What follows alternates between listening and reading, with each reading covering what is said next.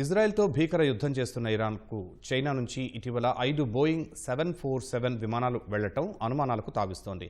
ఈ విమానాల్లో టెహ్రాన్కు చైనా ఆయుధాలు సరఫరా చేసిందని ఫ్లైట్ ట్రాకర్ డేటా యూరోపియన్ ఇంటెలిజెన్స్ను ఉటంకిస్తూ ఫాక్స్ న్యూస్ తన కథనంలో పేర్కొంది.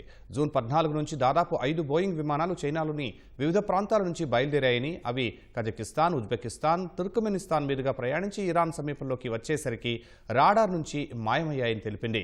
ఆ విమానాల గమ్యస్థానం లక్సెంబర్గ్ కాగా అవి అసలు ఐరోపా గగనతలంలోకి ప్రవేశించలేదని వెల్లడించింది. సాధారణంగా ఈ రకం విమానాలను రవాణా కోసం వినియోగిస్తారని నిపుణులు చెబుతున్నారు.